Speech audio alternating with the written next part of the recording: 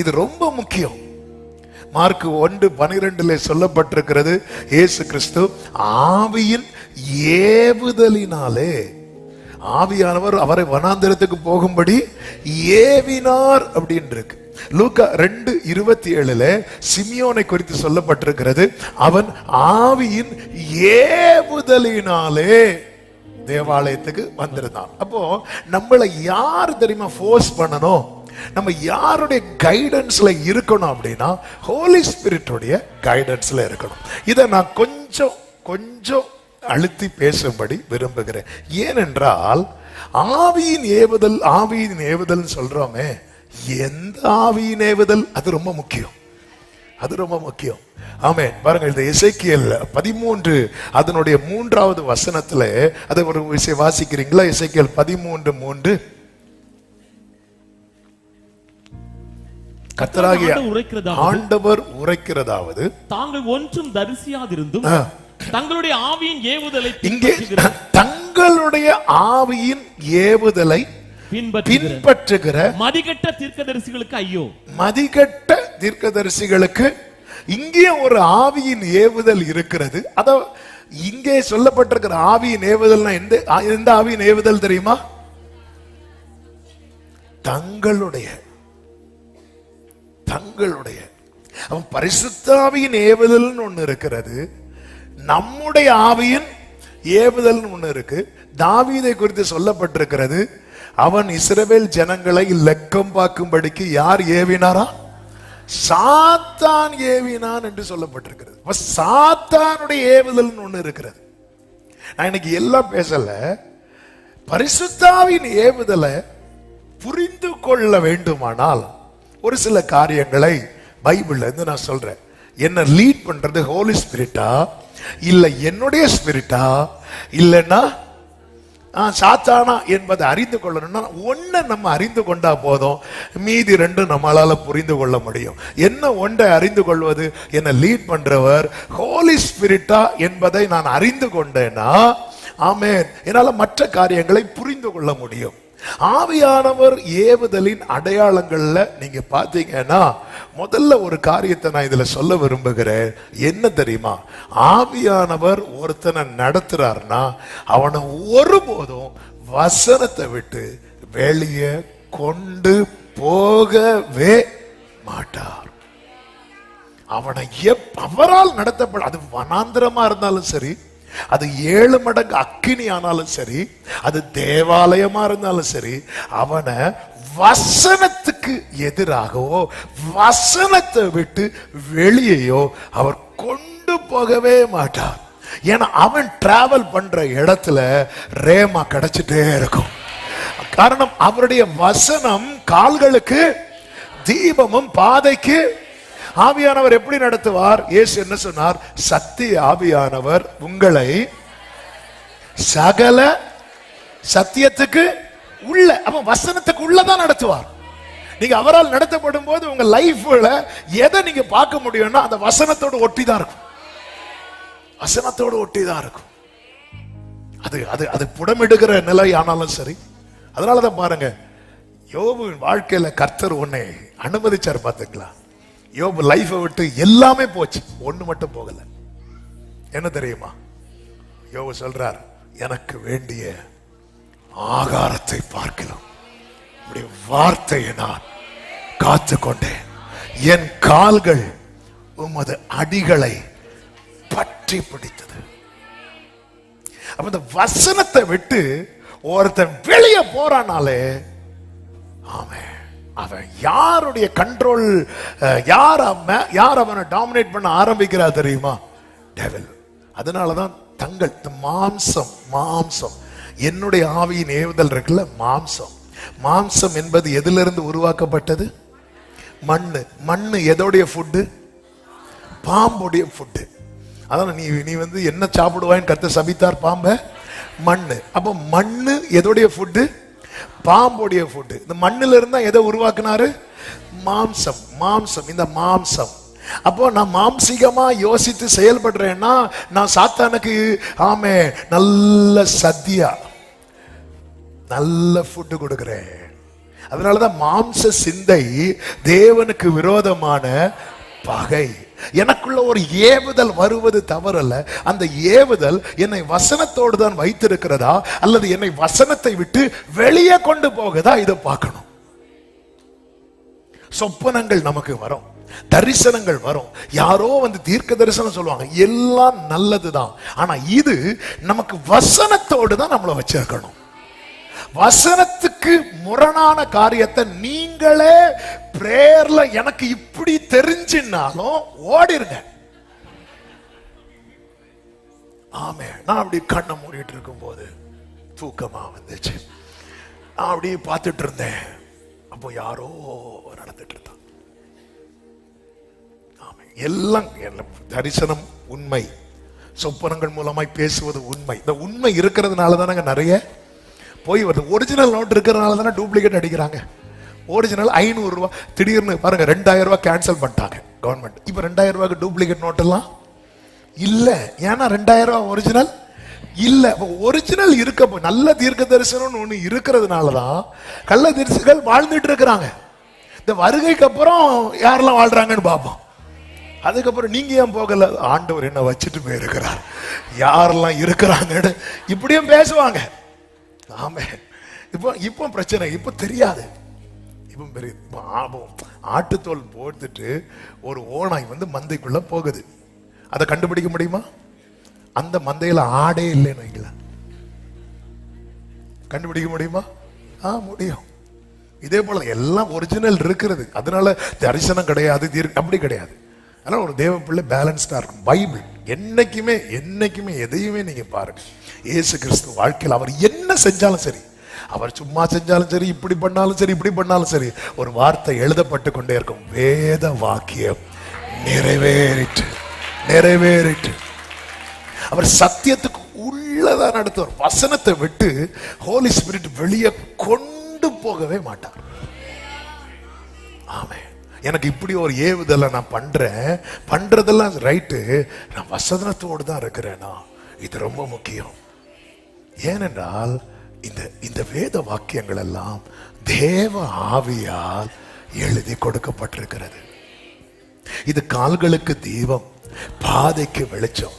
என்ன வசனத்தை விட்டு வெளியே நான் போகிறேன் அப்படின்னாலும் இந்த வேத வாக்கியம் எனக்கு படிக்கும் போது இது எனக்கு அந்நிய காரியமா இருக்குதுனாலே என்னுடைய லீடிங் தப்புன்னு அர்த்தம். தாவீது சொல்லுகிறார், ஆண்டவரே பலியை நீர் விரும்பாமல் என் செவியை நீர் திறந்தீர், புஸ்தக சுருளில் என்னை குறித்து எழுதியிருக்கிறது. ஆமே. இயேசுவின் நாமத்திலே அன்பு சகோதர சகோதரி, உங்களை குறித்த ஜாதகம் பார்க்கணுமா? யாருக்கு? ஹல்லேலூயா. ஆமே. நீங்க பிறந்ததே தெரியாம யாரோ உறக்கத்துல எழுதி வச்சதை பார்த்துட்டு செவ்வா தோஷம், என்ன தோஷம்? சரி. ஹல்லேலூயா. யாரோ எழுதி வச்சாங்க, அவருக்கு அப்ப ஜலதோஷமா இருந்திருக்கும். இதோ தோஷம், சந்தோஷம். ஆமே. அதனால என்கிட்ட யாராவது பாஸ்டர் நீங்களா ஒரு டேட் சொல்லுங்கன்னு கேட்கிறவங்கள்ட்ட எல்லாம் பாருங்க, நான் செவ்வாழை வந்து சொல்லுவேன். நல்லா இருக்கிறாங்க. அதையும் மிஞ்சினா சனிக்கிழமை சொல்லுவேன். ஹல்லேலூயா. பாஸ்டர் இந்த 10க்கும் 11க்கும் இடையில வாங்க, இந்த இடையில வந்தால அடி வாங்க இருக்குல்ல, நாங்க கிடையாது. ஒண்ணு நாங்க ஃபர்ஸ்ட் வருவோம், இல்லைன்னா கடைசி வருவோம், இல்லைன்னா வரவே மாட்டோம். இந்த இடையில. ஹல்லேலூயா. ஆமென். பாஸ்டர் இந்த லென்த் டேஸ் முடியட்டும். ஏன் முடிஞ்சு? ஹல்லேலூயா. அந்த டைம்ல போங்க, மண்டபம்லாம் ரொம்ப சீப்பா இருக்கும், உங்களுக்கு பிழைக்க தெரியல. ஹல்லேலூயா. இந்த டைம்லாம் போங்க, இந்த முந்தைய சிக்கன் குனியான்னு வந்துச்சு, சிக்கன் 20 ரூபான்னு போட்டாங்க. எல்லா வீட்லயும் ஸ்நாக்ஸ் கூட சிக்கன் தான். ஏன்னா சிக்கன் குனியா சிக்கன் வந்து சேல்ஸே ஆகல, எல்லாம் நல்லா தான் இருக்கிறாங்க. ஹல்லேலூயா. ஆமென். கர்த்தர் உங்களை ஆசீர்வதிப்பாராக. ஆமென். நம்மை ஆவியானவர் நடத்துறாருன்னா வசனத்தை விட்டு வெளியே கொண்டு போகணும். எனக்கு இப்படி தோணுச்சு, சரி அது பிப்ளிக்கலா ஓகேவா? இல்ல, பைபிள் எல்லாம் அப்படி கிடையாது. கட் பண்ணிருங்க. தாவீதை சாத்தான் ஏவினான், மேலிருந்து கீழே வரை நினைக்கப்பட்டவன். பேதுருவை சாத்தான் கையில் எடுத்தான். நம்ம எல்லாம் ஏமாத்திரம் கொஞ்சம் மாம்சத்துக்கு இடம் கொடுத்தாலே அவன் வந்துருவான்.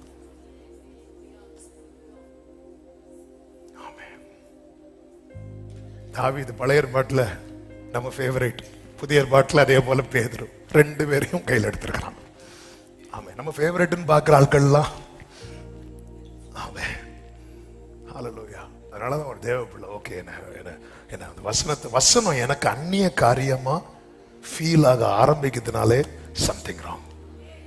எனக்கு வசனம் எனக்கு இது பார்க்கும் போதெல்லாம் எதை படிச்சாலுமே என்னை பத்தியே எழுதிருக்கிறது மாதிரி ஆண்டவர் காட்டுவார். பாருங்க, ஆவியானவர் இயேசுவை நிரப்புறார். ஜீசஸ் தேவாலயத்தில் போய் பைபிள் எடுத்து படிக்கிறார்.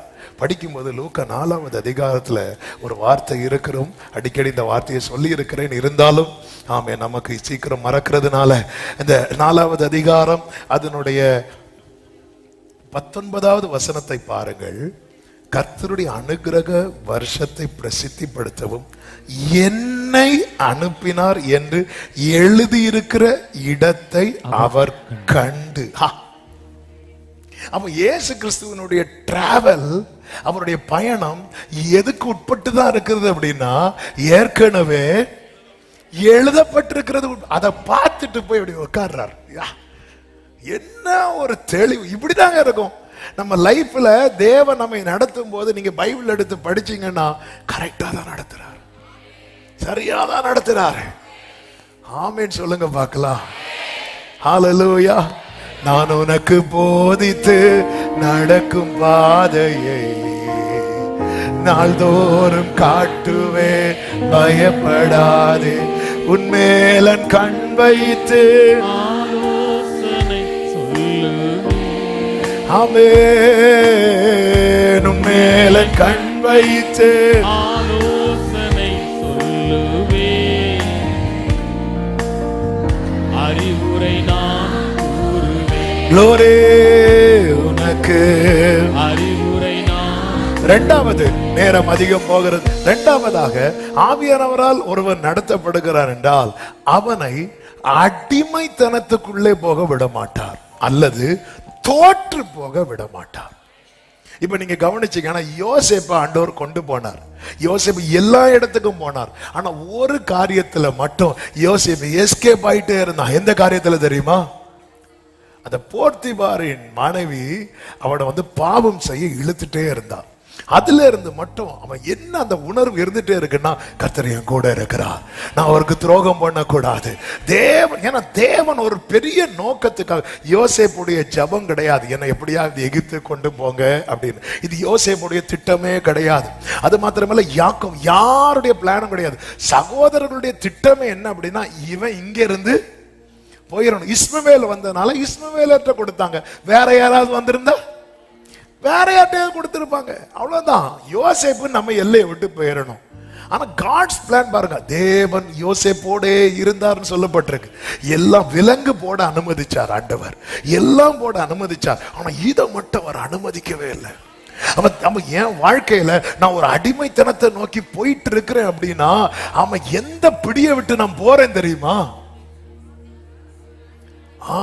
தேவனுடைய பிடியை விட்டு நான் போறேன்னு அர்த்தம். ஆமா, கடந்த நாள்ல என்னை ரொம்ப யோசிக்க வைத்த, என்னை ரொம்ப ஜெபிக்க வைத்த வார்த்தையில ஒண்ணு, இந்த ஏசாயாவில் இருக்கிறது ரெஃபரன்ஸ் மறந்து போச்சு. ஏசாயா 50, நான் எடுத்தா சொல்றேன், 63:17 வாசிங்கள். கர்த்தாவே நீர் எங்களை, ஓடக்கூடாது, கர்த்தாவே போட்டு அதுல ஒரு கமா இருக்குல்ல, உடனே அங்க நிக்கணும். கர்த்தாவே, இனி வாசிங்க. எங்களை, நீர் எங்களை உம்முடைய வழிகளை விட்டு தப்பி போக பண்ணி எங்கள் இருதயத்தை உமக்கு பயப்படாதபடிக்கு கடினப்படுத்துவானேன். பண்ணதெல்லாம் நம்ம. இந்த பிரேயர்ல இது ஆவியானவர் அலோவ் பண்ணி இருக்கிறாருன்னா, இது எவ்வளவு ஒரு ஆளா இருக்கு. ஆண்டவர் என்ன ஏன் ஆண்டவர் ட்ராக் மாற வச்சீங்க அப்படின்னு கேட்கிறாங்க. என்ன ஏன் உங்களை பயப்படாம, உங்களுக்கு பயப்படாம ஆக்கிட்டீங்க? அப்போ இப்படி ஒருத்தன் கேட்கிறானா, அவன் ஏற்கனவே எதில் நடந்தவன். வழியில நடந்தவன். எப்படி இருந்தவன்? கர்த்தருக்கு பயப்பட்டவன். இன்னைக்கு இது மிஸ் ஆச்சு. அப்ப அவன் என்ன சொல்றான்? ஆண்டவரே, உங்க பிடியில இருக்கும்போது நான் நல்லா இருந்தேன்ப்பா, இந்த பிடி எங்கப்பா போச்சு? இன்னைக்கு நான் ட்ராக் மாறுறேனே, இன்னைக்கு எனக்கு அந்த பயம் இல்லாம போகுது. அன்னைக்கு உடைய வசனத்துக்கு முன்னாடி நான் நடுங்கினேனே, நடுக்கத்தோட அல்லவா களி கூர்ந்தேன். இன்னைக்கு இன்னைக்கு இன்னைக்கு நான் ஈஸியா ட்ராக் மாறுறேன்ப்பா. இன்னைக்கு நீங்க எச்சரிப்பின் வார்த்தை வந்தாலும் அப்படி தட்டிட்டு போறேனே. ஆமா, நான் அந்த பிடியை விட்டுட்டேனா? என்னைக்குமே புரிஞ்சுக்கோங்க, கர்த்தர் பிடியை விட மாட்டார். நாம என்ன பண்ணுவோம் தெரியுமா? அந்த பிடியை விட்டு விலகுவோம். ஆண்டவரே, நீ என்ன சொல்றான்? ஆண்டவரே, நான் விட்டாலும் நீங்க விட்டுருக்க கூடாதுல்ல ஆண்டவரே. இப்படி விரும்புறான் தெரியுமா? அவன் தான் சொல்லுவான், என்னை தண்டியும், என்னை தண்டியும். அவன் தான் சொல்லுவான், நான் உபத்திரவப்பட்டது எனக்கு. அவன் அந்த உபத்திரவத்தை அக்செப்ட் பண்ணுவான். அதான் சொல்றான், அவன் தான் சொல்லுவான், நான் கர்த்தருக்கு விரோதமாய் பாவம் செய்தேன், நான் இப்ப இருள உட்கார்றேன், ஆனாலும் சத்துருவே சந்தோஷப்படாதே, அவர் என்ன வெளிச்சத்துல கொண்டு வருவார். அப்ப என் லைஃப்ல நான் போயிட்டு இருக்கிற ட்ராக்ல நான் அடிமைத்தனத்துக்குள்ள போறேனாலே நான் அலர்ட் ஆயிரணும். என்னால ஏன் ஆண்டவரை நேத்தெல்லாம் விலகி ஓடுனேப்பா, போன வருஷம் எல்லாம் விலகி ஓடுனேப்பா, இப்போ சிம்சோனை போல அதை பீறி போட்டதை ஒன்னும் போய் பார்த்துட்டு வரேன். சிம்சோன் தேன் சாப்பிட போனானா பார்க்க போனானா? பார்க்க தான் போனான். இதான் பார்க்க, சும்மா தான் பார்க்கிறேன் அப்படிமா. சும்மா பார்க்க போன இடத்துல ஆமென். சிலர் டேஸ்ட் பார்க்கன்னு மொத்தத்தையும் காலி பண்ணுவாங்க.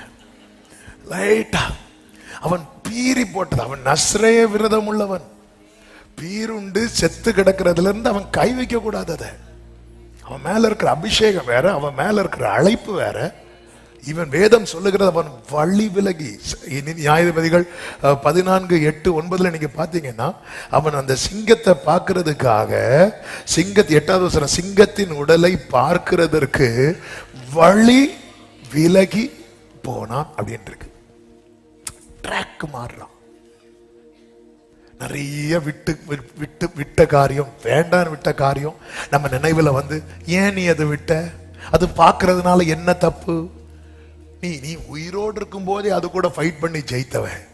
அது செத்து போச்சு. இனி பார்க்கறதுனால, பார்த்தா என்ன, பார்க்கலனா என்ன, இப்படிதான் கொண்டு வரும். அப்படி ஒரு ஏவுதல் வரும். உடனே சொல்லுவோம், நான் சும்மா ஒன்றும் பார்க்கல, நான் ஏவுதல்ல தான் இந்த படம் நல்ல படமா இருக்குமோ என்று நான் அப்படி ஏவுதல்ல வந்து உக்காந்தேன். ஏவுனவன் எல்லாம் யாரு தெரியுமா? ஏவாளையே ஏவுனவன். அவன் தான் வந்து ஏவி ஏவி கொண்டு போறான். ஏவி ஏவி கொண்டு போய் நம்மளை நிறுத்தி பாவி பாவின்னு கத்த வைப்பான். இதுதான் அவனுடைய தந்திரம். எனக்கு ஒரு ஏவுதல் உண்டாச்சு. அந்த ஏவுதல் எங்கிருந்து உண்டாச்சு? அடிமைத்தனத்துக்கு போக விட மாட்டார். 3வது, கிறிஸ்துவுக்கு நேராக தான் நடத்துவார். எவர்கள் தேவ ஆவியினால் நடத்தப்படுகிறார்களோ அவங்களுடைய போக்கஸ், அவங்க எங்க இருந்து பார்த்தாலும் அவங்களுக்கு இந்த கலங்கரை விளக்கு தெரியும். இதுதான் தேவ ஆவியினால் ஒருத்தங்க நடத்தப்படுறாங்கன்னா, அவங்க வனாந்திரத்தில் இருந்தாலும் 7 மடங்கு அக்கினியில் இருந்தாலும் அவங்களுக்கு தேவனோடு உள்ள அந்த தொடர்பு இருந்துட்டே இருக்கும். தொடர்பு துண்டிக்கப்படவே துண்டிக்கப்படாது. ஆமேன் சொல்லுங்க பார்க்கலாம். எங்க இருந்தாலும், എരിതിയിൽ വീണാലും അവിടെ ഞാൻ ഏകനല്ല, വീഴുന്നത് എൻ യേശുവിൻ. சமுத்திரம் நிறைய நாளா நட்சத்திரம் இல்ல, ஒண்ணுமே இல்ல. ஆனா பவுலுக்கு தேவனுடைய உள்ள கான்டாக்ட் இருந்துட்டே இருக்கு. பரலோக சிக்னல் கிடைச்சிட்டே இருக்கு. சிக்னல் கிடைச்சிட்டே இருக்கும் அவங்களுக்கு. அதான் கிறிஸ்துவுக்கு நேராக ஆவியானவரால் ஒருத்தங்க நடத்தப்படுறாங்கன்னா, அது பத்மு தீவுல இருந்தாலும் அவங்களுக்கு அந்த சிக்னல் கிடைக்கும். இன்னைக்கு சர்ச்சுக்குள்ள இருந்தே நமக்கு சிக்னல் கிடைக்க மாட்டேங்குது இல்ல. இங்க இருந்து எவ்வளவு வார்த்தை பேசினாலும் எல்லாருக்குள்ள போகுதான் கேட்டா கண்டிப்பா சொல்லுவேன் இல்ல. இல்ல, பக்கத்துல ரைட்ல 2 பேர், லெப்ட்ல 2 பேர் கை தட்டினா நம்ம தட்டணும். தட்டலன்னா நம்மள எல்லாரும் என்ன பார்ப்பாங்க? வசனம் ஒண்ணும் புரியல பாரு. அதனால என்ன பண்ணுவோம், நம்மளும் இப்படி தட்டுறவங்களும் இருக்கலாம். உங்களை சொல்லல, உங்களுக்கு ஃபீல் ஆகுதுன்னா அவ்வளவுதான். ஆமா, இன்னைக்கு ஆண்டவர் என்கிட்ட பேசுறாரு, என்னதான் நான் சொல்லிட்டு இருக்கிறாரு. எஸ், என் ட்ராக். இது புரியணும். ஆமா, இந்த வசனத்தை, இந்த ஏசாயா 63:17 நீங்க போய் படிச்சிருங்க, ஜெபம் பண்ணுங்க ஆண்டவர்கிட்ட. நான் கேட்டுட்டேன் ஆண்டவர்கிட்ட. ஆமா, எழுதி வச்சிருக்கிறார்ல. ஆமா, என்ன விட்டீங்க, என்ன ஏன் விட்டீங்க, அவ்வளவுதான். இப்படி எல்லாம் கேட்கல. சில காரியத்துல ஆண்டவர்கிட்ட கிட்ட, என்ன ஏன் விட்டீங்க, என்ன ஏன் அப்படி விட்டீங்க, என்ன ஏன் விட்டீங்க. நான் என்ன சொல்றது தெரியுமா, என்ன விட்டீங்கன்னு வைங்களேன், என்கிட்ட என்னெல்லாம் நன்மையா இருக்குதோ அது எல்லாமே இல்லாம ஆயிரும்பா. நான் உங்க பிடியில நிக்கிறேன்ப்பா, உங்க தயவுல நிக்கிறேன்ப்பா, உங்க கிருபையில நிக்கிறேன் ஆண்டவரே. ஹல்லேலூயா. இவனை விட்டுறலாம், அப்படிலாம் விட்டுறாதீங்கப்பா. இவனை 10 வருஷமா நான் பிடிச்சிட்டேன், இப்ப நிப்பான், அப்படிலாம் நிக்க முடியாதுப்பா. என்னை விட்டு பாருங்க, எனக்கு எங்க போவேன்னு தெரியாது. வேஷமாக அலைந்தேன் ஐயா, வேதம் அறிந்தும் துணிந்தேன் ஐயா, விதவிதமாய் பாவம் செய்து விரக்தியோடு வாழ்ந்து வந்தே, விதவிதமாய் பாவம் செய்து விரக்தியோடு. ஆமென். சிலுவை நாதா, சிலுவை நாதா, திரும்பி பார். அப்படியே கைகளை உயர்த்தி ஒரு வார்த்தை, என்னை விட்டுறாதீங்கப்பான்னு சொல்லுங்க பார்க்கலாம். என்னை விட்டுறாதீங்கப்பா, என்னை விட்டுறாதீங்கப்பா. ஆமென். எந்த அனுபவம் வேணும், முற்புறத்திலும் பிற்புறத்திலும் என்ன நெருக்கி உடைய கரத்தை என் மேல் அப்படி வைங்க. நான் அதாவது கர்த்தருடைய கரம் நம்ம மேல இருந்தா, நம்ம ட்ராக் மாறினா அது நமக்கு ரொம்ப ஹெவியா இருக்கும். நம்ம ட்ராக்ல நின்னா அது ரொம்ப ரொம்ப ரொம்ப ரொம்ப ரொம்ப டேஸ்டா இருக்கும். ஓ ஜீசஸ், ஹல்லேலூயா. ஆமென். அப்படியே நம்ம சோர்ந்து இருக்கும்போது ஒருத்தங்க அப்படியே நம்ம தலைய அப்படியே சாஃப்டா தடவி தந்தா எப்படி இருக்கும். சில தடவை இருக்க முடியலாம் போயிடும், அப்படியே சாஃப்டா. சரி, நம்ம ட்ராக்ல நின்னா அவர் கை நம்ம மேல, அது ரொம்ப ரொம்ப ஐயோ எடுத்துறாதீங்க எடுத்துறாதீங்க அப்படின்னு இருக்கும். ஆனா ட்ராக் மாறினா ரொம்ப ஹெவி. அதனாலதான் தாவீது சொல்றாரு, உங்களுடைய கை என் மேல எப்படி இருந்துச்சு தெரியுமா, பாரமா இருந்துச்சு. அவன் ட்ராக் மாறுறேன்னு அர்த்தம். ட்ராக் மாறிட்டேன் உடனே தான், ஆமே, நான் என் அக்கிரமத்தை மறைக்காமல் என் பாவத்தை உமக்கு அறிக்கையிட்டேன். ஆண்டவர் இப்படி பண்ணிட்டேன், தேவரீர் என் பாவத்தின் தோஷத்தை மன்னித்தீர் சொல்லிட்டு தான் கீழே சொல்லப்பட்டிருக்கிறது. நான் உனக்கு போதித்து நீ நடக்க வேண்டிய வழியை உனக்கு காட்டுவேன். சங்கீதம் 32. உண்மையில் என் கண்ணை வைத்து உனக்கு ஆலோசனை சொல்லுவேன். கிறிஸ்துவுக்கு நேரம் நமக்கு எங்க இருந்தாலும், நீங்க வேலை பார்த்துட்டு இருக்கிற இடத்துலயும் உங்களுக்கு அந்த கான்டாக்ட் இருக்கும் ஆண்டவரோட. தேவன் நடத்துதல் இல்லைன்னா, நம்ம சர்ச்சில் வந்திருந்தாலும் நம்மளால ஆராதனையிலையும் கனெக்ட் ஆக முடியாது, செய்தியில கனெக்ட் ஆக முடியாது. உடனே நம்ம சொல்லுவோம், இன்னைக்கு ஆராதனை சரியில்லை, இன்னைக்கு பாஸ்டருக்கு வரம் இல்லை, உங்களுக்கு உரம் இல்லை. அதுதான், அதை நம்ம அக்செப்ட் பண்ண மாட்டோம். இன்னைக்கு இவர் சரியில்லை, அவர் சரியில்லை. நானும் இப்படிதான் ஒரு மீட்டிங்ல சொல்லிட்டு இருந்தேன். அப்பதான் ஆண்டவர் வந்து, அதை நான் பல முறை சொல்லி இருக்கிறேன், ஆண்டவர் ஒருத்தங்களை மன்னிக்காத மேட்ரு என் கண்ணுக்கு முன்னாடி கொண்டு வந்து அந்த மீட்டிங்ல மன்னிக்க வச்சு தேவ பிரசனத்தை அனுபவிக்க வைத்தார். ஹல்லேலூயா. கனெக்ட் ஆக முடியுதுன்னா நீங்க சரியா அவங்க கூட பேசுறாரா எங்க.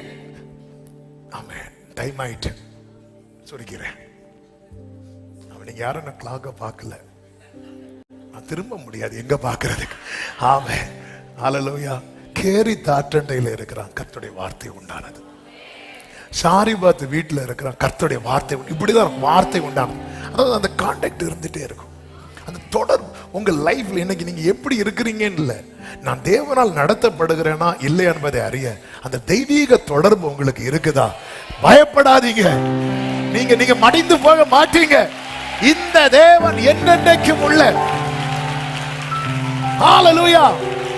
1-2 வருஷம் இல்ல, 40 வருஷம் வனாந்திரத்தில் இருந்தாங்க. 40 வருஷமும் மன்னாவை கொடுக்கிறார்.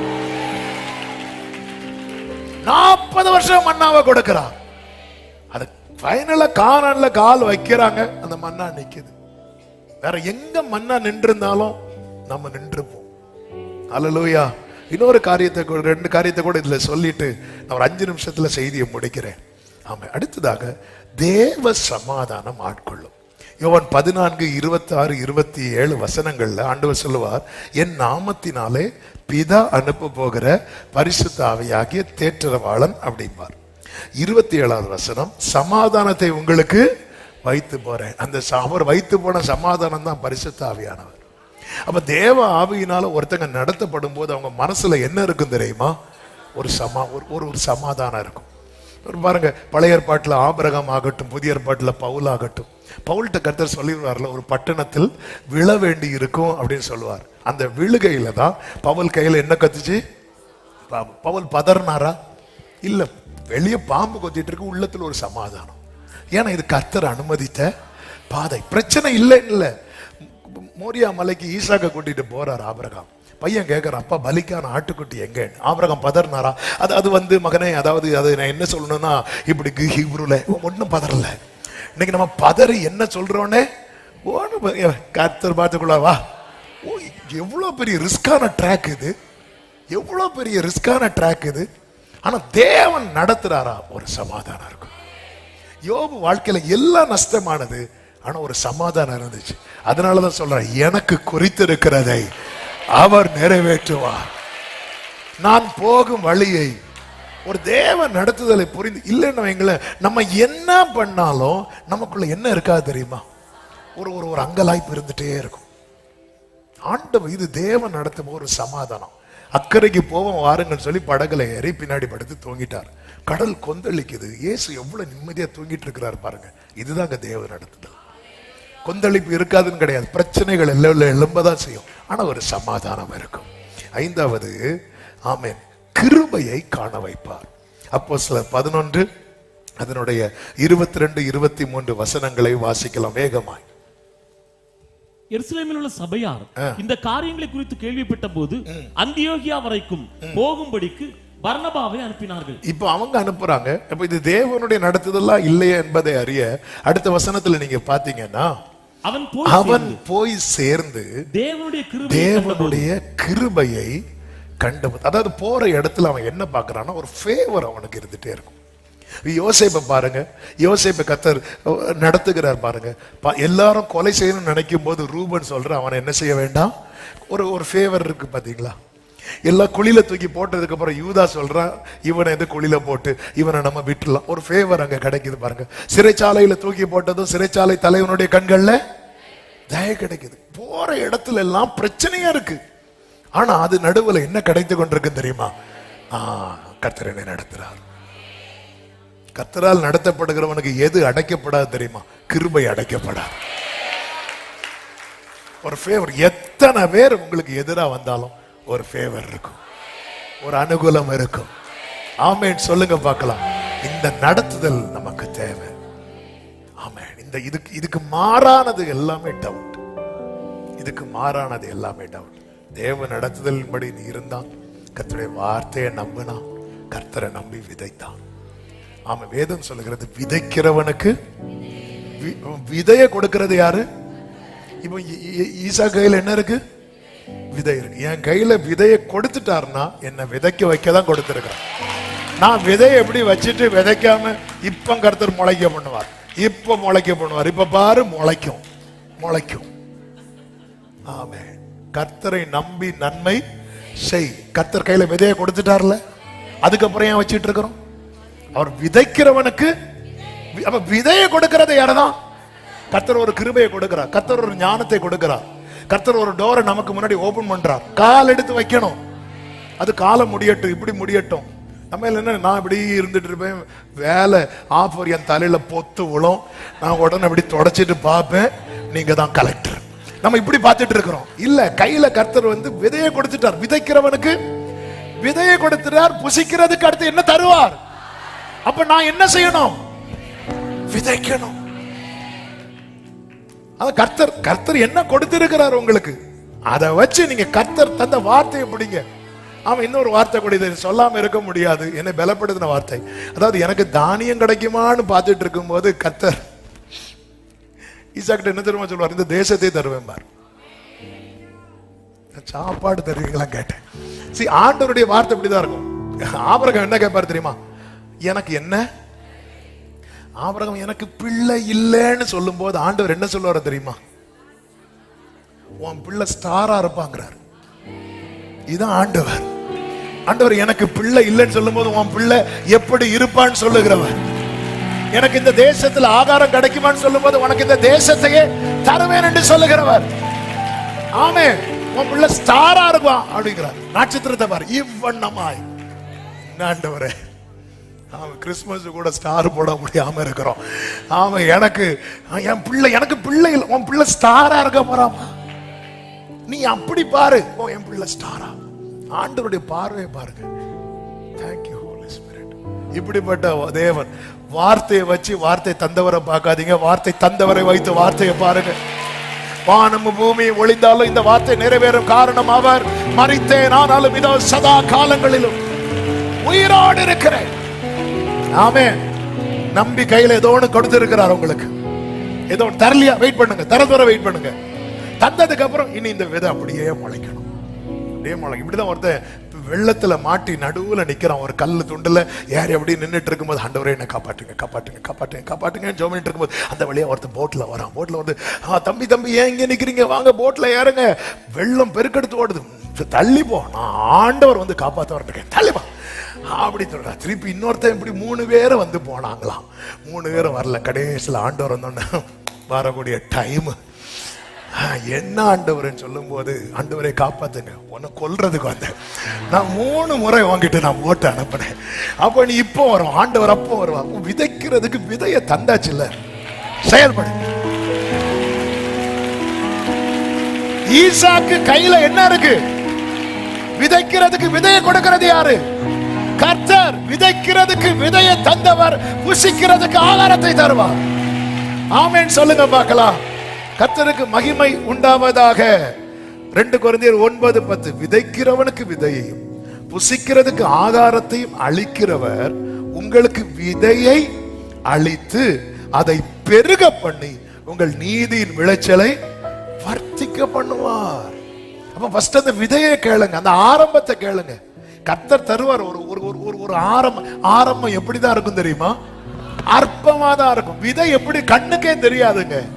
இந்த விதையெல்லாம் கொண்டு வருவாங்க பாருங்க, பேப்பர்ல சுருட்டி, இது நாளைக்கு பெரிய மரமா நிக்கும். அந்த மரத்தை பேப்பர் வச்சு கவர். ஆரம்பம் எப்படிதான் இருக்கும்? ஆனா கர்த்தரை நம்பு. உன் கையில ஒரு விதையை கொடுத்திருக்கிறார்ல, ஸ்டார்ட் பண்ணு. கர்த்தர் அவனை ஆசீர்வதித்ததினால் அவன் வர வர விருத்தி அடை. சத்தமா ஆமென் சொல்லுங்க பார்க்கலாம். எல்லாரும் எழுந்து நிக்கலாமா? ஒரு அருமையான பாடல் உண்டல்லவா, எந்த தேவனால், அந்த பாடல். ஹல்லேலூயா, ஆமென். அந்த பாடலை சேர்ந்து கரங்களை தட்டி பாடி ஹல்லேலூயா. எந்த தேவனால், எந்த தேவனால் நிச்சயம் நான் ஆசீர்வாதம் பெற்றுக் கொள்ளுவேன். உந்தன் வசனம் கை கொள்ளுவேனா, உந்தன் வழிகளில் நான். ஆமென். எந்த தேவனால். Glory Jesus.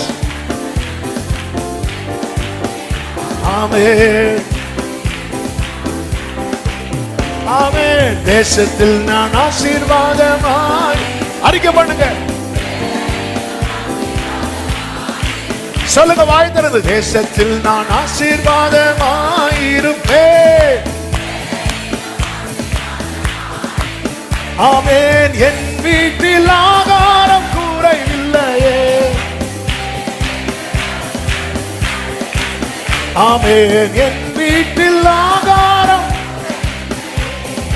தேவைகள் ஒன்றும் தடையில்லையே. எந்த தேவனா தரவா தடரவா. ஆமென். உந்தன் வசனம். இந்த வார்த்தை சொல்ல, எனக்கு எதிராய் வரும், எனக்கு எதிராய் வரும் ஆயுதமெல்லாம் போய்விடும் எந்த தேவனா.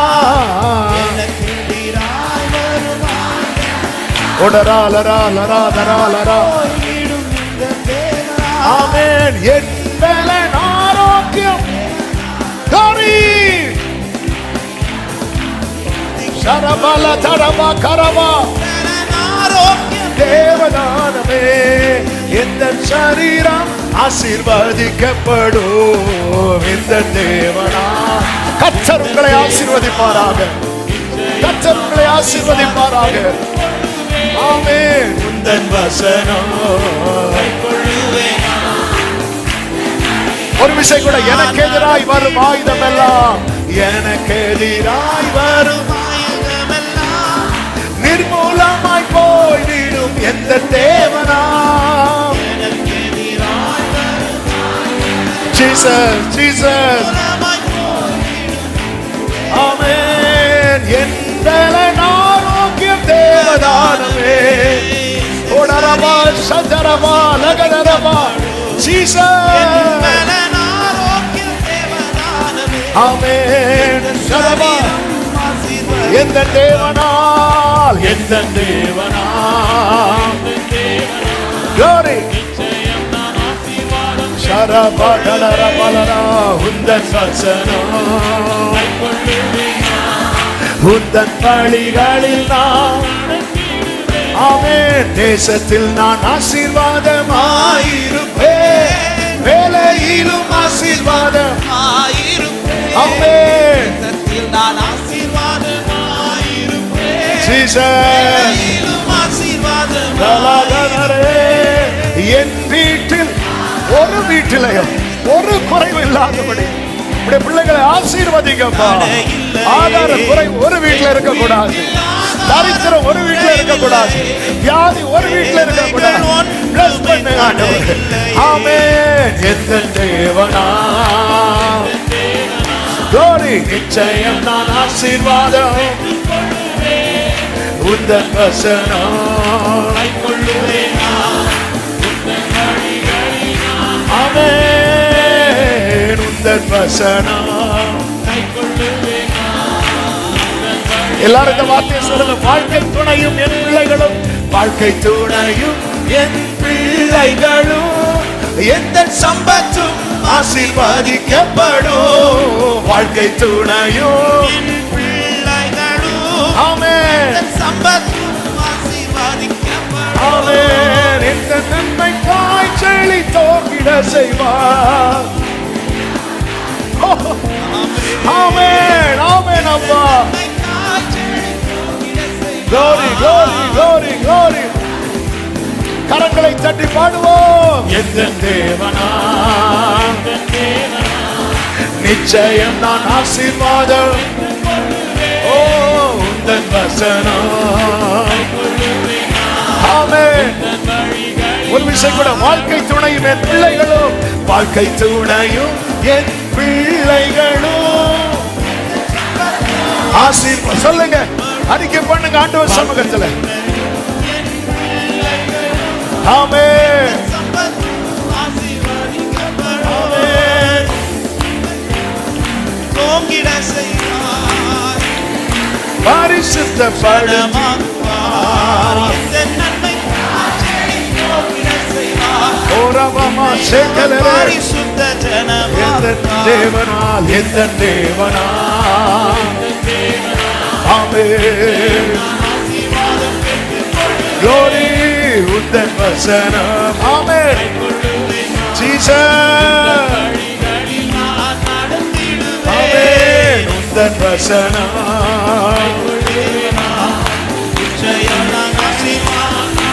உந்தன் வசனம். உந்தன் வசனம். ஓரளவா சந்தரவா லகதரவா. நல்ல கரங்களை தட்டி ஹalleluya. கர்த்தர் அவனை ஆசீர்வதித்தது.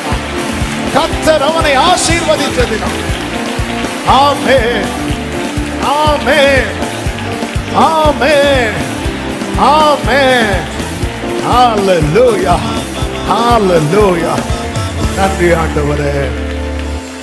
ஒரே ஒரு விஷயம், உங்க வலது கரத்தை வானத்துக்கு நேராக உயர்த்து, இடது கரத்தை அப்படியே இருதயத்தில் வைத்து உடைய பாதையில நிற்க தங்க எனக்கு கிருபை தார். வெகு ஜனங்கள் தெரிந்தெடுக்கிற பாதை எனக்கு வேண்டும். எனக்கு சரி என்று தோன்றுகிற பாதையும் வேண்டும். ஈசாக்கை போல உடைய பாதையில உடைய வார்த்தையை நம்பி செயல்பட கிருபை தார். நீர் தந்த விதை அப்படியே வச்சிட்டு இருக்க கூடாது. நீங்க தந்த கிருபை அப்படியே வச்சிட்டு இருக்க கூடாது. நீர் தந்த தாளத்தை அப்படியே வச்சிட்டு இருக்க கூடாது. மண்ணுல புதைச்சிட்டு வைக்கவே கூடாது. ஆண்டவரே, இந்த ஆண்டு ஒவ்வொருவருக்கு ஒரு புதிய துவக்கத்தை நீர் கொடுப்பதற்காக நன்றி அப்பா.